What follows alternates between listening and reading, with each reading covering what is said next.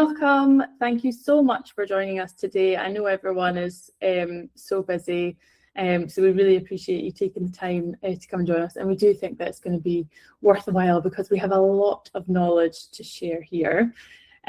So today we are launching part 2 of our Carer Wellbeing Report.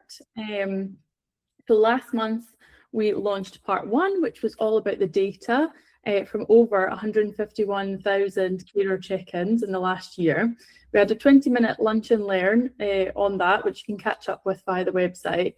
But today we're now taking that data and we're talking about what you can do with it, because I think it's one thing getting the feedback from your team, but it's another responding and taking action from it. And we saw that from our survey findings that this is something that really matters deeply to carers, so it's important that we get it right.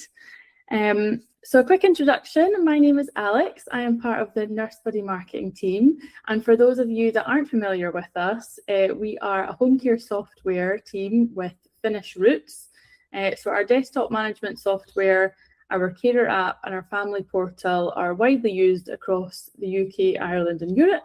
We're designed to take the weight off your shoulders, support carer wellbeing, and help you to deliver high quality care. We believe that it takes a village or a kuula in Finnish to provide that top quality care, and supporting those on the front line plays a big part in that. So today I am joined by an incredible panel of experts who are living and breathing this every day. So we will do some introductions. If you can just give a little wave when I call your name out, that would be great, so people know where they're looking.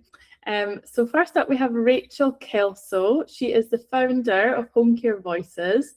She actually started out as a home care worker herself in 2018. She's a champion for bringing frontline worker insights into policy and practice and building a truly supportive community. Next, we have Chelsea B, Managing Director of Beehive Training. Chelsea as well also came from a care background, but she's now a training expert focused on upskilling carers and making lone working feel far less daunting, which I'm sure is a breath of fresh air for many of you who are listening today. And last but not least, we have Stacey Hibbert, certainly not least, Stacey Hibbert from Gleeberry Support. She is their compliance manager, and she worked her way up from support worker and has been an absolute gem in sharing advice in our report and their experience supporting carers. So we really appreciate all her knowledge here today. So yeah, as I say, we've got a wealth of knowledge and experience. We're very lucky. So without further ado, I think we can get started with our questions and our panel discussion. And share some insights with you all. So as I mentioned, our latest survey, we collected over 151,000 carer check-ins, and we saw some really interesting trends within that. So there was an 89% happiness across the board, which was really positive, driven by things like manageable hours, learning on the job, and positive client interactions. Obviously, there's another side of that with 10% sad days, and the trends that we saw there included things like travel, sickness, fatigue, and pay issues, alongside a number of other things. So I'm going to turn to Rachel first for a question for you. So coming from Home Care Voices, looking at those wider UK home care sector trends and what you hear daily, how did the check-in trends that were in the Carer Wellbeing Report resonate with what carers are telling you on the ground? Yeah, so there was a lot of synergy between the check-in trends from your first part of your report and stuff we hear when we're talking to home care workers through our network, sort of each week, each day. First of all, if you look at the more positive side of things, so in the report, it shows the top trends as to what home care workers had said had made their day great. One of those was positive client interactions, and that was identified in, I think, 25% of the great day responses. That resonates quite clearly with the findings from a survey we ran at Home Care Voices with over 500 home care workers a few months ago, one of the questions in there was, what do you like about being a home care worker? So we thematically analysed those responses, I think, which is similar to what you, and it showed that that relational element of home care was really a driving factor behind the positive aspects of the role and its experience. So 33% of our responses referred to making a positive impact on someone's day, and 28% talked about spending time with and building relationships with the people that they support. Again, that's a thrust really of the good conversations that we have week in, week out in our network. Those sorts of relationships are what keep us loving the role, even when there are often challenges in other areas. So that then brings us to, I guess, the other side of the coin, which is for your check-ins, there were people who said they had a bad day. 29% of those people referred to heavy workloads, including mentions of stress, being overworked, or actually quite conversely, not getting enough hours to make a stable living, which is a slightly different take on that. And in our survey, you could see equivalents. So we asked people if they left a home care role in the last 3 years, what was the reasons for that? And it was a free text response, so people could put in as much or as little detail as they wanted. And we found that 18% of respondents said that they were overworked, or that was a theme that came up. So similar to what's been mentioned in the heavy workload side of things. We also had 14% that referred to a poor work-life balance, 18% then to non-payment of travel and waiting time, so looking more at sort of the wider pay and conditions in their roles, 12% to an unstable income, and 11% to insufficient hours. And then you've got the main one that came through for us was 38% of respondents saying that poor management led them to leave a home care role, compared to sort of 23% if you're looking for an equivalent in the nurse body check-ins, which was around lack of support. And I think it's really important to notice a key difference between how we collected our data. So nurse body, those check-ins are looking at a single day as their frame of reference, whereas our survey sort of prompted people to think more broadly about their role and maybe the pay and employment conditions within that. So I think that's where there's potential difference in the weightings of different things that come up, but there was definitely a lot of synergy in sort of the themes. Yeah, and I think it's clear that there's so many different factors that are influencing carers' kind of decision or their day, you know, and how that is. And I think it's not just carers as well, it's obviously the home care managers that have so many different competing pressures, understanding what's happening in the industry, all the different things, you know, different regulations or inspections that come up. There's a lot to manage all at once. Where would you suggest that managers start if they want to get a clearer, more honest picture of what's actually happening on the front line?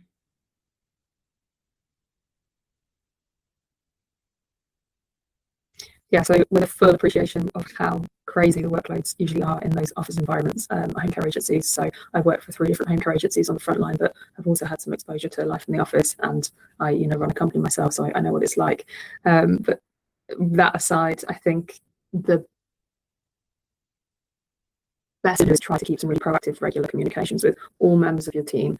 The home care agency I worked for that I think did it best, it was super simple. It was a daily email update to everybody, and it could be really short and sweet, or there could be a few bits in there that not only helps to create sort of a sense of teamwork and community, but crucially, in terms of getting feedback that's honest and open and clear, it kind of opens up a bit more of a feedback loop than if people feel like they're out on their own. Another key thing I would say is, in terms of getting clear, honest pictures from your staff, is when a care package comes up for review or reassessment, get in touch with, if you're not already, the people in that care team who are you feel most involved with that person, and seek their feedback, seek their input, in case there's details that are missed as a result of not being there on the ground each day. And there's one more final really practical bit, which is, and I'm referring back to the context setting, I appreciate it could be quite difficult to implement, but if every person within the office team of a home care agency did maybe like 1 or 2 care visits a week, I think that could be quite transformational to try and level the playing field, create those opportunities to understand what is going on in each client's home on the ground each day, and sort of create a bit more of mutual respect and minimize the chance that you get maybe a bit more of a toxic us versus them, office versus field-based staff environment, which I know can sometimes come around. It's a great idea, and I think then it then hands it over to home care agencies to find ways that they can implement these ideas in ways that work for them. You know, that might be aspirational to some, but they might be able to kind of take elements of that or something into their day-to-day. And love the point about communication. I think it's so important. We find that in our day-to-day work that, you know, the cross-team interaction and communication, things get highlighted that you just necessarily might have missed, you know, without it. So it's so important to include everyone that you can, and everyone that's kind of involved in something. So great, thank you very much for that.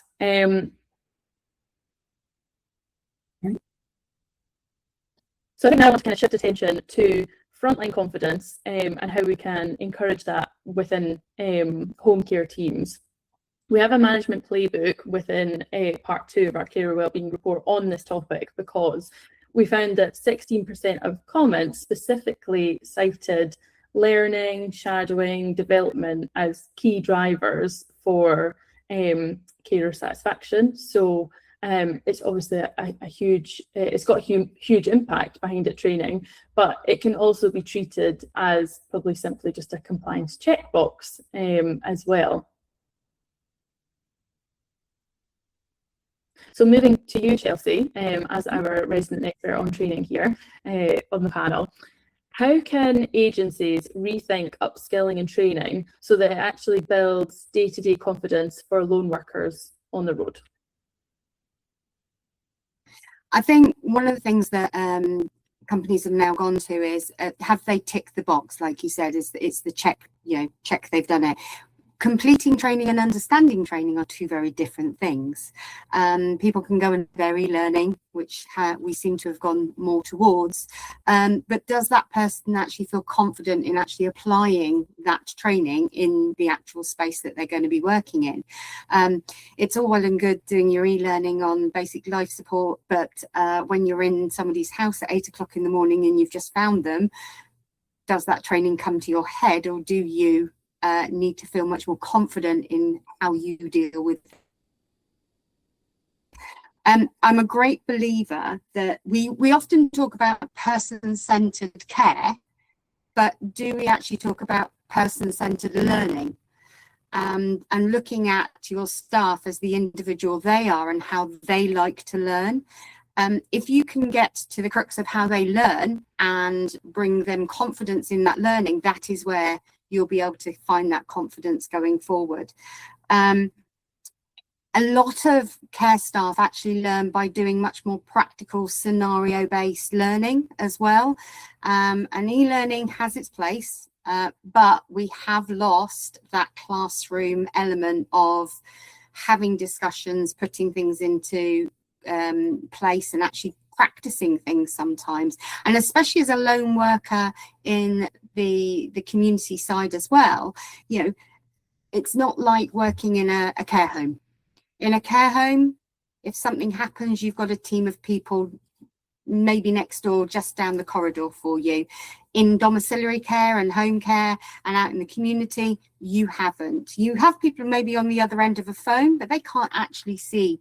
So you really need to make sure that the training that they're getting is embedded and is working right so that they can feel confident in that training. If you're not feeling confident in your training, you'll shy away from it. The other thing as well is talking to your staff, getting that feedback, and making sure that you're checking in with them to make sure that they are feeling confident. And if they're not, bespoke some learning for them. Don't be scared to bespoke learning just for your staff and for your company. You know, training has become very blanket, and actually you sometimes need to have it really with your ethics and your values and your what you want as a company, and bespoking your training to who you are as a company. I can't advocate enough, to be fair. I love that. I haven't personally thought of training as person-centered training, but it's so true about just the intricacies and how you can put it to each person like that. So love that. I think doubling down on that lone working piece, because obviously, as you said, it's so different for a home care agency having the confidence with that training compared to working in a care home where you have that supportive team around you if you're on your own. What does best practice onboarding or peer support look like to ensure that those like new carers, somebody new to the company, feel supported from day one? I think we obviously solid induction is right.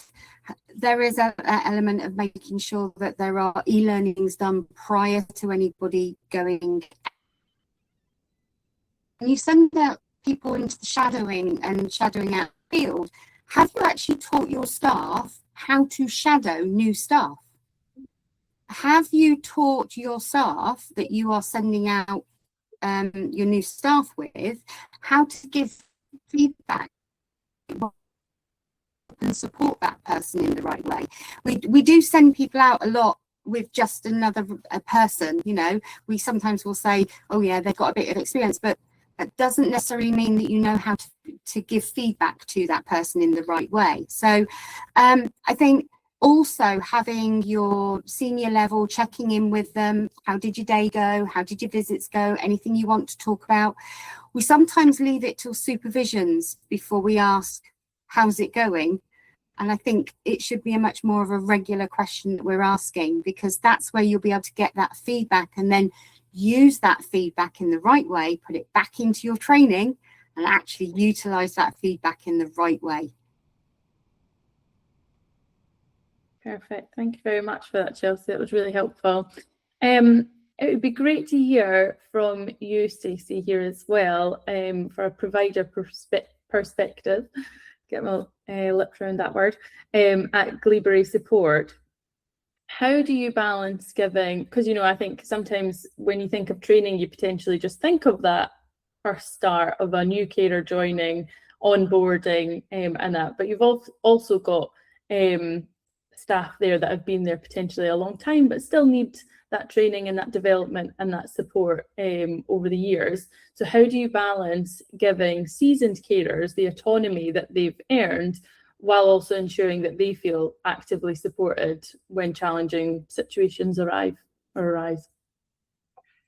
So I think for us, obviously our seasoned, experienced carers, they know our clients well, our service users. So we trust their experience. Autonomy for us, again, letting them use their own judgment without micromanaging them, but then also making sure that there's active support available to them.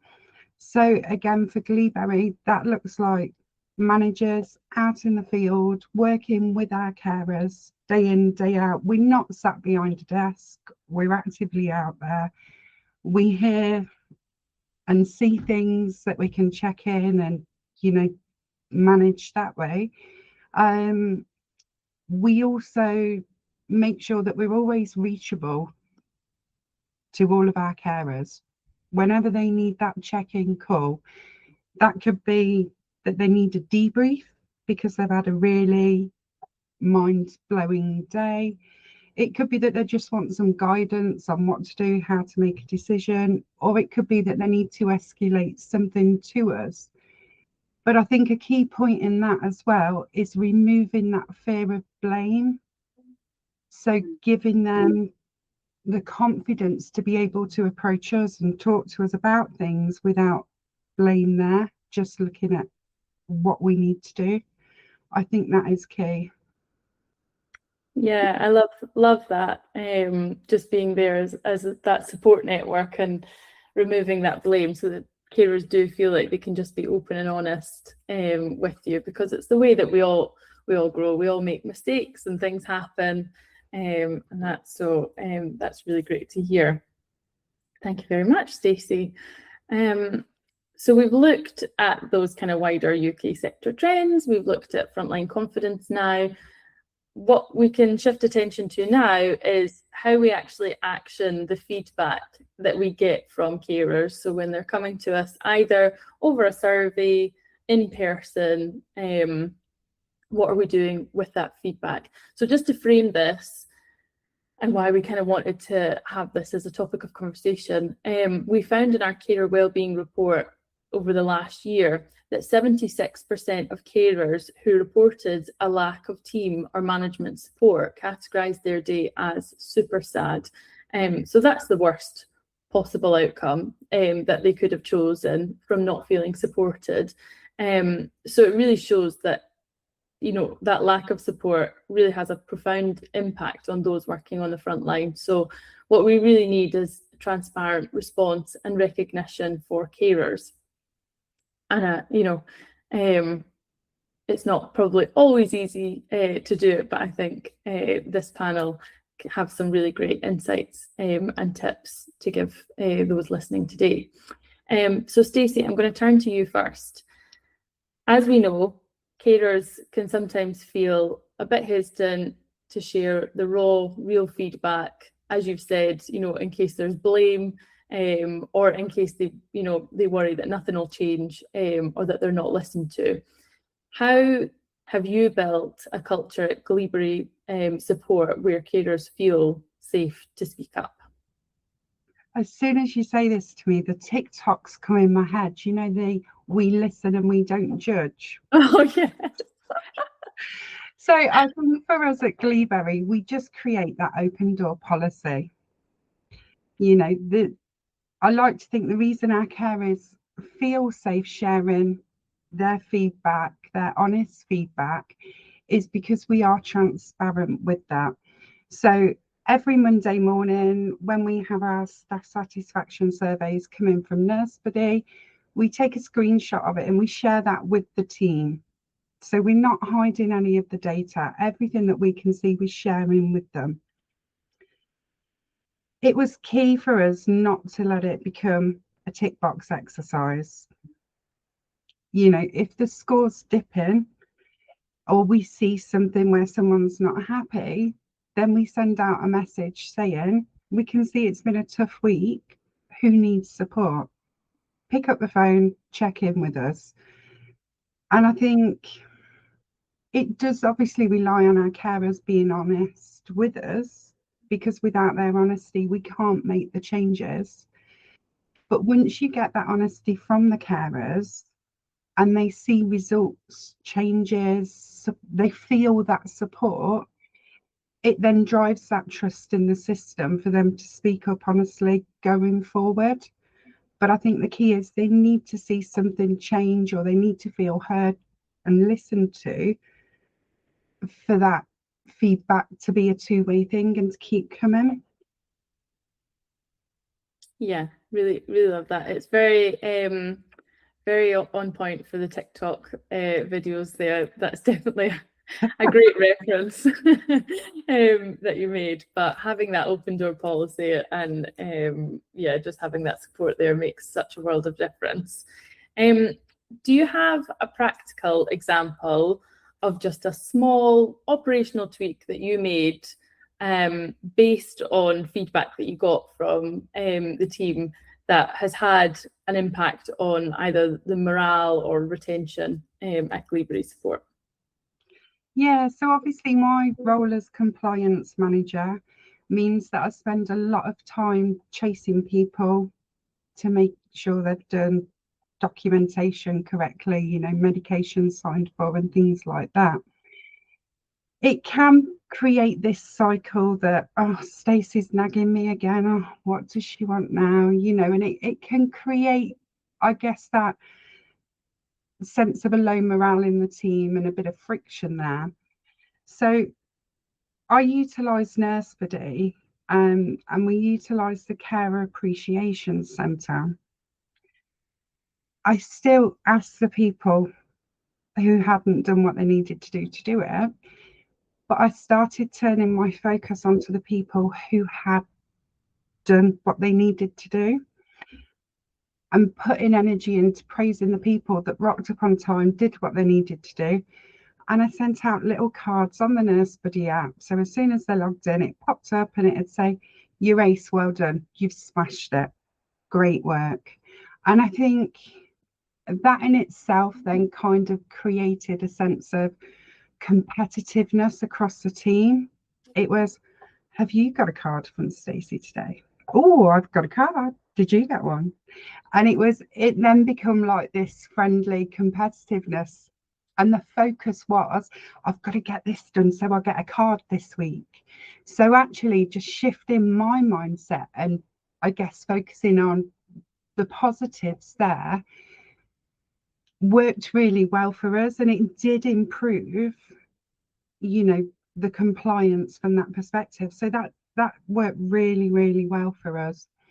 And a recent thing that we saw as well, we've had a lot saying it's a tough job, it's stressful. And I think as managers, sometimes you can actually forget how stressful it is as a carer, being out in the field, doing what you need to do. So we wanted to,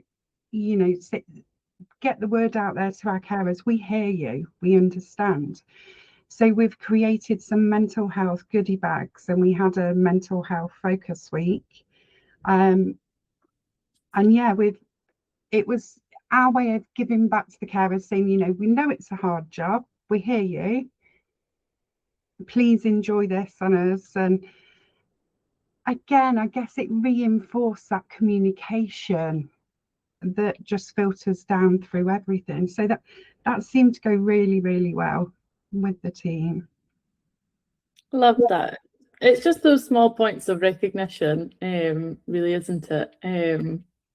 That people just need to feel appreciated and show that their voices are being heard. And it doesn't have to be huge changes. Some things take much longer than overnight that can be solved, but being able to just do those small little touches make all the difference. So yeah, that's wonderful to hear that you've been able to do that. And I love the competitive streak. They're going to be collecting and comparing notes as to which ones they've all got. Just a note to say, I'm not sure if I mentioned it at the beginning, but we are hoping to have 5 minutes at the end just for a quick Q&A. So if you do have any questions for our panel, we don't get these experts all in a room together all that often. So make sure you make the most of this time, put in any questions that you have, and we'll try and get to them at the end. So thank you so much, Stacey, for your experience there. Rachel, I wanted to just come back to you as well, because I imagine this is something that you hear quite frequently at home care, voices from carers not potentially feeling like they're heard or feeling like their feedback goes into a black hole. What impact does that have on trust that you have seen? And from a carer's perspective, what's the simplest thing that a manager could do tomorrow to prove that they've actually been heard, other than sending out appreciation cards from Nurse Buddy? Sure. So I think it's important to note that, yes, it is something that comes up quite often in home care voices in our peer support spaces, that sense of feedback being asked for, but then when you give it, it goes into some kind of a vortex somewhere, never to be seen again, never to be responded to, which is unfortunate. Not always the case, but it is sometimes. And I think just to know that when that happens, if somebody does feel like their feedback is falling on deaf ears, there's kind of two main responses that can happen. One is that somebody becomes a bit of a maverick and they decide, well, I'll take matters into my own hands. And in some ways, that's usually the care worker you want in your team, because there's somebody who's got that natural initiative. But if they're taking matters into their own hands around something where there's any kind of risk involved, then there might be decisions being made that perhaps aren't the best ones in that scenario. So that's one way you can go. And then the other is sort of despondence. So, I'm not being listened to. And if somebody's feeling that way about their role, well, where are they when they're at work? They're in the home of a client, in the home of someone that they're there to support. And it's that person there to support who feels their despondence and their negativity around the role. And so it has a really clear impact on quality of care. So in both cases, it's something to be avoided at all costs. I think two really simple things that any manager can do is just make sure at a level of basic courtesy, I guess, and just really quick response, that you respond with an email straight away if anything's been brought up, just to say, got it. Or even if it's an update, to say there is no update. I think those basic courtesies go a long way. And then the other thing is to involve people in the complexities. So if something's been brought to your attention and you've taken that to the right, other people you need to speak to, you need to maybe liaise with a social worker or with family members, communicate that back to the person who has raised the issue. And if there are stumbling blocks or barriers along the way that are really hard to navigate, communicate that as well, in simple sort of GDPR sensitive terms, and because I think the person on the receiving end, the care worker, would much rather they get an email to which they sort of go, not 100% following, than they don't hear anything at all. So those would be sort of my two main things that came to mind around this one. Yeah, I think that is really, really important, that transparent communication above all else.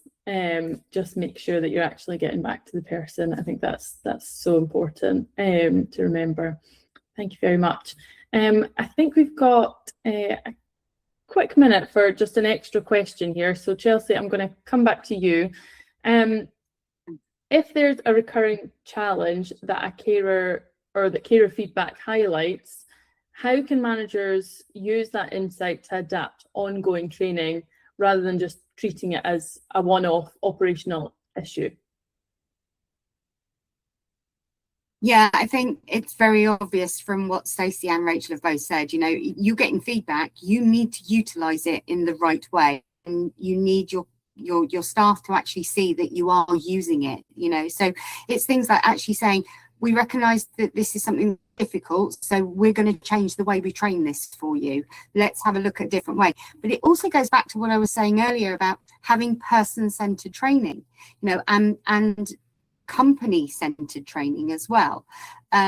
Because I think sometimes what can happen is you can get a feedback and there's something that's not happening. So managers can sometimes go, oh, let's go and find an e-learning on it and we can just do that, when actually that isn't getting to maybe the crux of the actual problem, because you're just giving a blanket way of dealing with that. Whereas actually, if you take all those individual feedbacks, you can build something from it that works right for what you need it to do. It might be that it's a complex customer, somebody with behavior, all of those different things, and you can actually bespoke it round that actual piece, and that will then fan out into everything else. And it is about keeping that confidence up, and you can do it in so many easy ways. It could be a classroom session, it could be a small group discussion. Bring the staff in, have a discussion, use that to then build the training going forward. As part of your meetings, your team meetings, put a little bit of training in there. They might not even realise they're doing some training, but just throw it in there and see how it gets, what kind of responses you get to it. But I also agree with Stacey, and I've used this before in the past around having some competitiveness.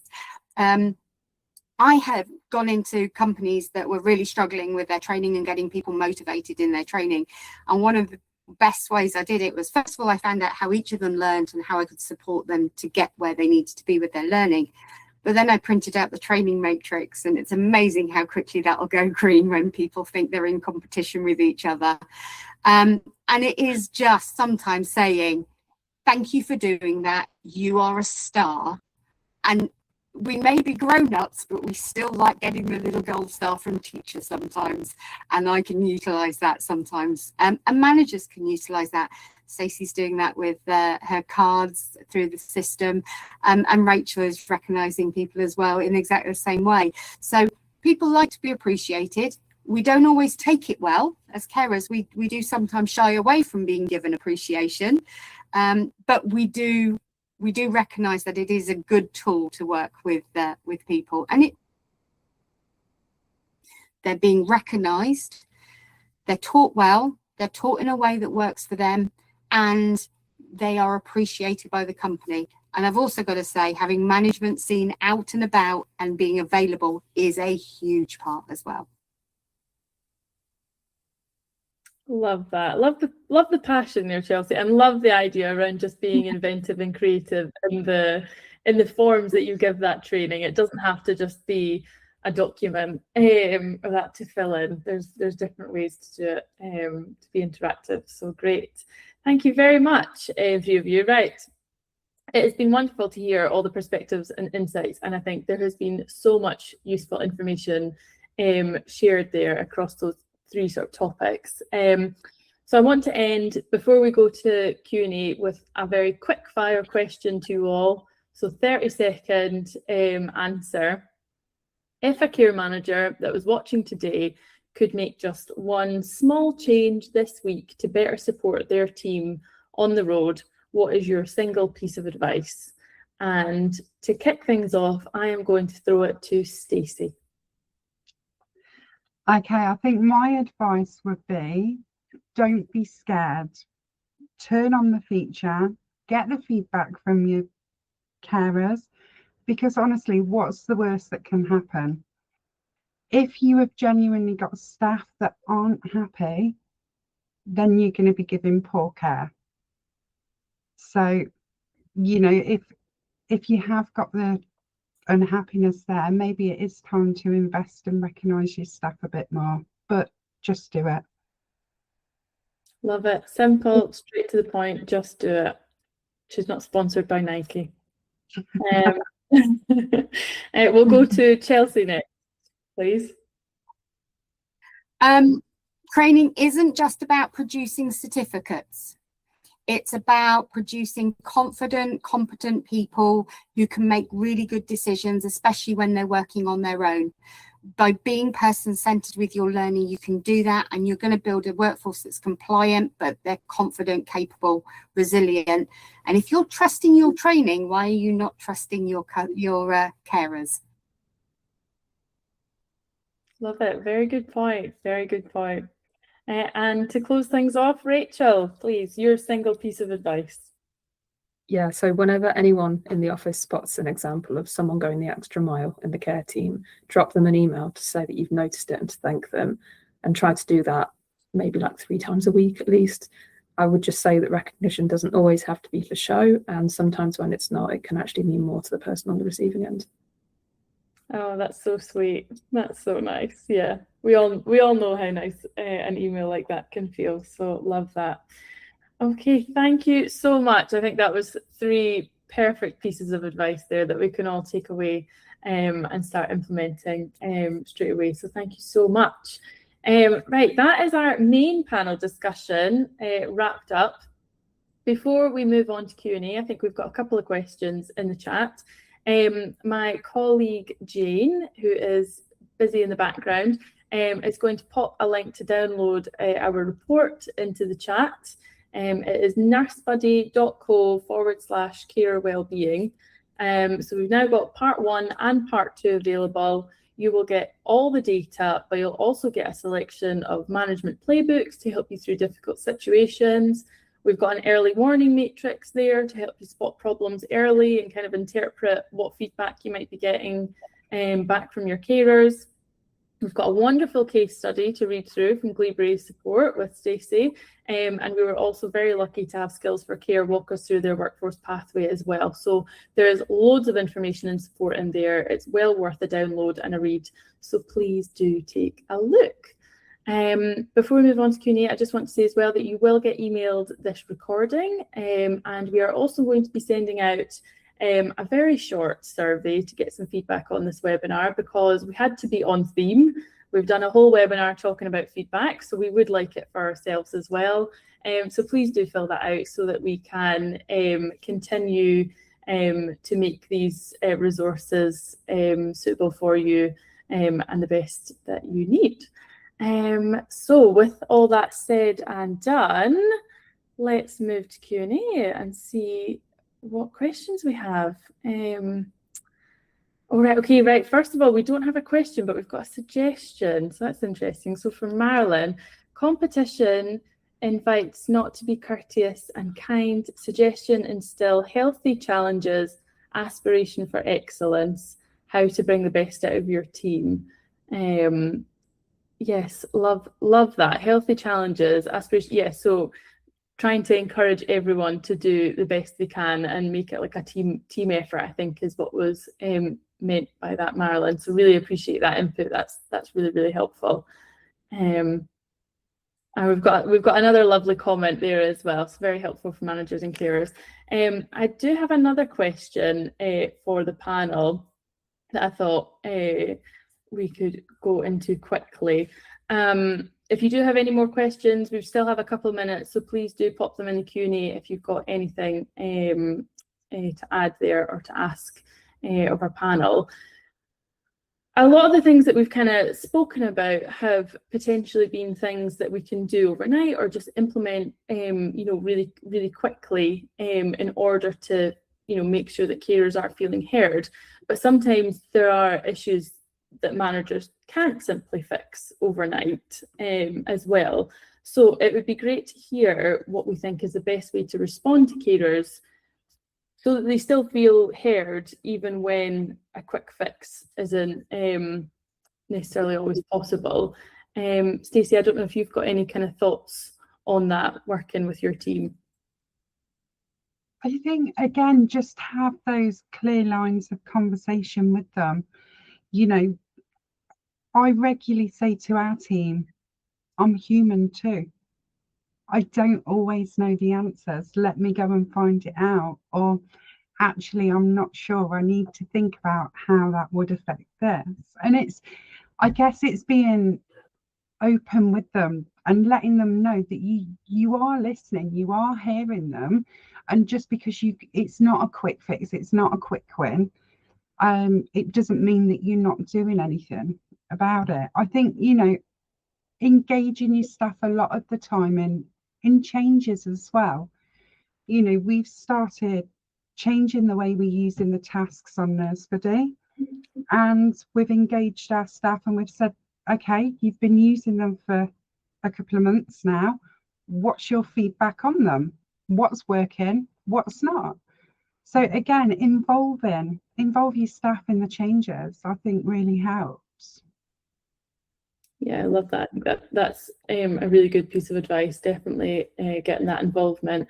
Anything to add, Chelsea or Rachel?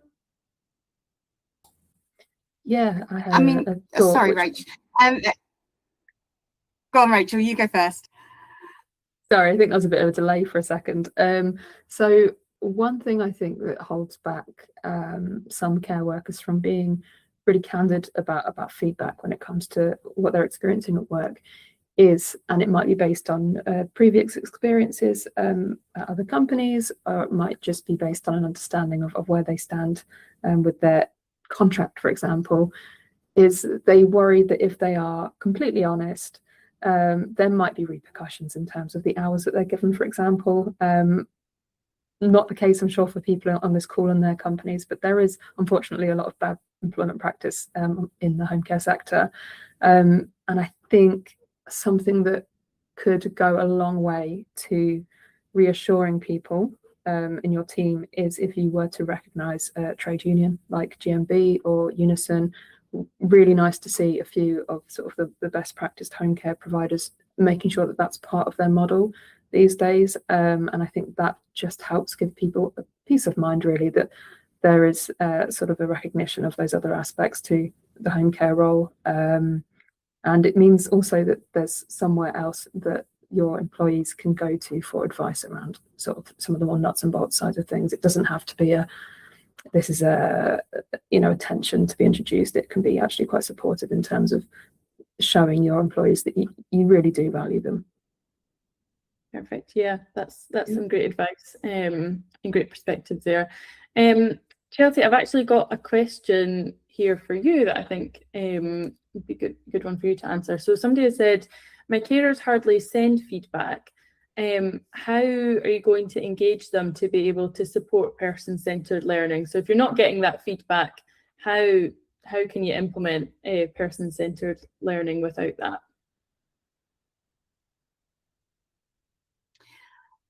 you need to have contact with them. That's the only way you're going to be able to do that. Now, when you're asking for feedback, you're asking for that as maybe as a manager, and actually it may be somebody lower than a manager's line that needs to have that contact with them and get in at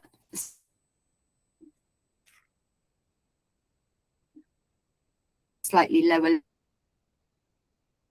to management, because it may have a repercussion. But somebody who's maybe on the same level or just higher than them in experience or what have you, might be your way in. Training team should be good at working with people. That's what we're here for. That's what we're trained to do. That's what our teaching's about. And it is about getting to know people as the person that they are, really. I commonly will have a conversation that is not about care or about the job, just to get to know who they are before I start talking about what I need them to do. They have to have confidence in me as well. I can't walk in and make them trust me. They have to be able to straight away. I have to build that trust with them. I always find it a very strange job that we do in care anyway, that we walk into somebody's home and we expect people to take their clothes off and be washed and touched and what have you, without ever thinking, hang on a minute, can somebody say no to this? And our carers are very able of doing that, but it's very interesting that they sometimes don't trust management or that side, which is why you're not getting feedback. So building that trust, and it goes back to what Stacey was saying about being open, honest and transparent, isn't it? We talk about duty of candor all the time, being open and honest of how we do our operations and why we need this information and what it's about and why we need you to do that learning. And then they kind of go, oh, I get it. Oh, okay. But yeah, initially you might not find that you are contacting them and trying to get the information out the right way. You might need a little bit of a different way of getting in the door with your carers. That's why your induction and how you start with them is so important, because if you build that right from the beginning, it will stay with them. Love that. Yeah, relationships are just so important, aren't they, to like every aspect of the job and of the role. So thank you very much, Chelsea. Right, we have gone slightly over there, so we will call it there. Thank you so much for your questions. Hopefully that was helpful to everyone. I think we've shared so much information and insights there. So thank you so much to our panel, Chelsea, Stacey and Rachel. We really appreciate you giving your time to this and sharing your expertise with the sector. And thank you to everyone watching and joining today. We really appreciate everyone joining in this conversation and being part of it. We just want to continue supporting and making sure that we support carers on the front line as well. So please do go and download that report. We will send you out emails with the recording and the survey. And that is it. So have a great rest of your Wednesday, everyone. Thank you so much. Thanks, Alex. Thanks, everyone. Okay. Bye. Thanks. Bye.